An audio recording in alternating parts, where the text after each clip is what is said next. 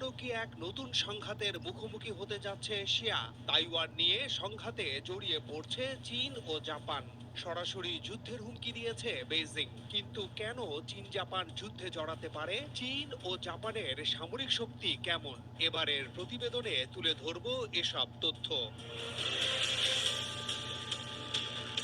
Taiwan এশিয়ার সবচেয়ে সংবেদনশীল ভূ রাজনৈতিক দ্বীপ। তাইওয়ানকে বোঝা মানে এশিয়ার 21তম শতাব্দীর শক্তির ভারসাম্য বুঝে ফেলা। মাত্র 36,000 বর্গ কিলোমিটারের এক ভূখণ্ড, কিন্তু এখানে রয়েছে বিশ্বের সবচেয়ে উন্নত সেমিকন্ডাক্টর উৎপাদনকারী প্রতিষ্ঠান টিএসএমসি, যার চিপ ছাড়া আধুনিক যুদ্ধ বিমান, ড্রোন, স্মার্টফোন, এমনকি সুপার কম্পিউটারও চলবে না। তাইওয়ান থেমে গেলে বৈশ্বিক অর্থনীতি থমকে যাবে। এজন্যই যুক্তরাষ্ট্র তাইওয়ানকে রক্ষা করতে মরিয়া, এজন্যই জাপান উদ্বিগ্ন, এজন্যই চীন কঠোর। দ্বীপটির অবস্থান আরও একটি বড় কারণ। এই দ্বীপকে বলা হয় এশিয়ার বারুদ ভর্তি বাক্স।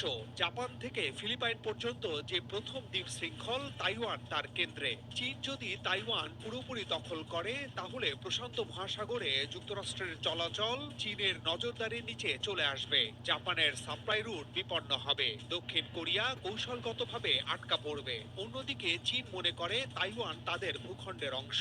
তাইওয়ান ছাড়া তাদের জাতীয় ঐক্য অসম্পূর্ণ।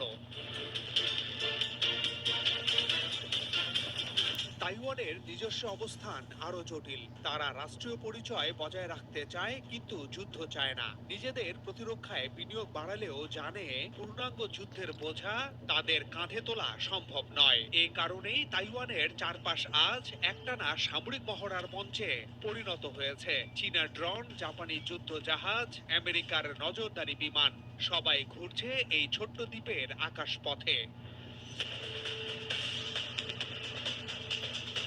তাইওয়ান প্রণালীর গুরুত্ব।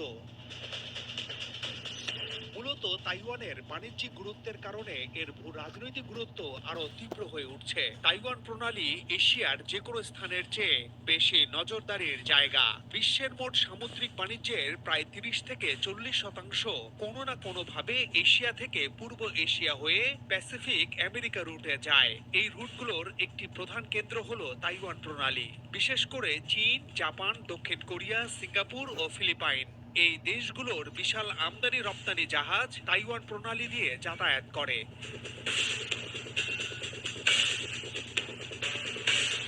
জাপান ও দক্ষিণ কোরিয়া প্রায় সম্পূর্ণভাবে মধ্যপ্রাচ্যের তেলের উপর নির্ভরশীল। তাদের তেলের বিশাল অংশ আসে মালাক্কা প্রণালী, দক্ষিণ চীন সাগর, তাইওয়ান প্রণালী পথ ধরে। তাই একদিনের জন্য যদি এই পথ বন্ধ হয়, দেশগুলোর অর্থনীতি থেমে যাবে। সবচেয়ে বেশি ঝুঁকিতে পড়বে জাপান।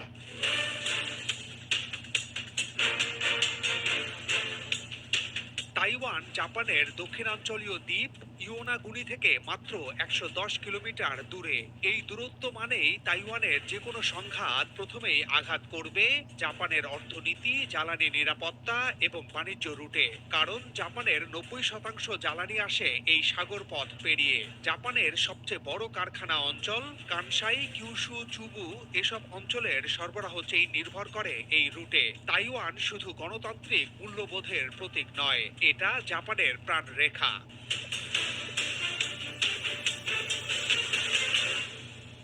তাইওয়ান নিয়ে চীনের দাবি। চীন দাবি করে ওয়ান চায়না পলিসি অনুযায়ী তাইওয়ান তার অঞ্চল, বিচ্ছিন্ন প্রদেশ। তাইওয়ানকে মূল ভূখণ্ডের সঙ্গে একীভূত করা হবে, প্রয়োজনে শান্তিপূর্ণভাবে, না হলে বল প্রয়োগে। গত 3 বছরে চীনা যুদ্ধ বিমান 10,000-এর বেশি বার তাইওয়ানের আকাশসীমা লঙ্ঘন করেছে। তাইওয়ান প্রণালীর উত্তর, দক্ষিণ ও পূর্ব, সেখানে নিয়মিত মহড়া চালিয়েছে। চীনা ড্রোন, ব্যালিস্টিক মিসাইল, জাহাজের সংখ্যা অভূতপূর্বভাবে বেড়েছে। বেইজিং এর চোখে জাপান, যুক্তরাষ্ট্র বা দক্ষিণ কোরিয়ার যে কোনো পদক্ষেপ তাইওয়ান প্রশ্নে বিদেশি হস্তক্ষেপ। এবার উত্তেজনা এমন পর্যায়ে পৌঁছেছে যে বেইজিং জাপানকে সরাসরি বলেছে এটি রেড লাইন, লঙ্ঘন করলে ভয়াবহ সামরিক পরিণতি হবে।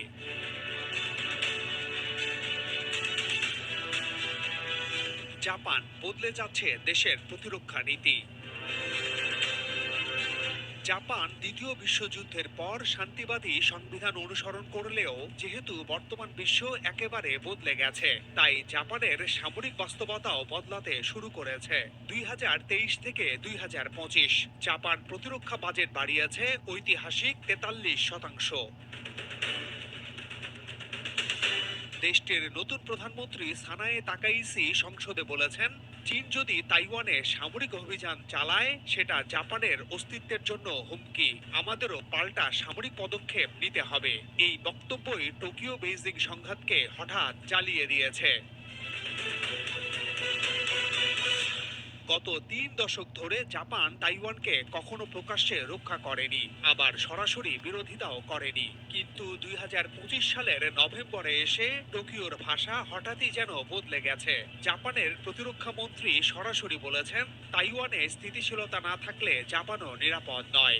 এই এক ঘোষণাই উত্তপ্ত করে তুলেছে বেইজিংকে।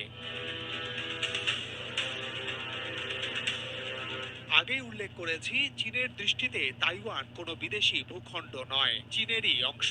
আর তাইওয়ানের পাশে দাঁড়ানো মানেই চীনের অভ্যন্তরীণ বিষয়ে হস্তক্ষেপ। জাপান যখন মার্কিন যুক্তরাষ্ট্রের সাথে যৌথ সামরিক মহড়া চালালো, যুদ্ধ বিমান পাঠালো দক্ষিণ পশ্চিম দ্বীপমালায়, চীন তখন বুঝে গেল বিষয়টি শুধু কূটনীতি নয়, জাপান আসলে তার সামরিক অবস্থান শক্ত করছে। জাপান চীন কার সামরিক শক্তি কেমন?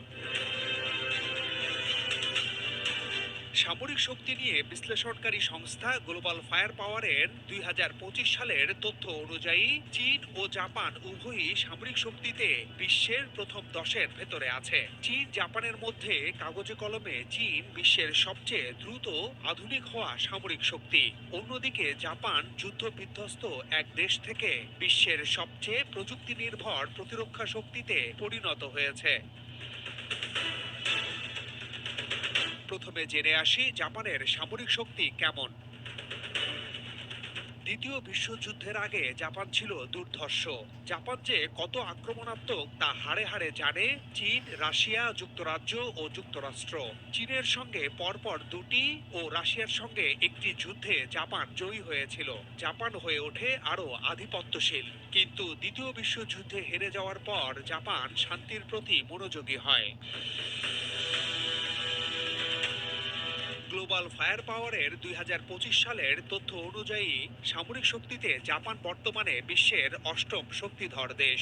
জাপানের সামরিক শক্তি প্রযুক্তি নির্ভর, দ্রুত প্রতিক্রিয়াশীল এবং অত্যন্ত আধুনিক। দেশটির সক্রিয় সৈন্য সংখ্যা প্রায় 2,47,000, আর রিজার্ভে রয়েছে আরও 56,000 সৈন্য। জনশক্তি সীমিত হলেও উচ্চমানের প্রশিক্ষণ, শৃঙ্খলা এবং উন্নত সামরিক প্রযুক্তি তাদের প্রকৃত শক্তিকে বহুগুণে বাড়িয়ে দিয়েছে।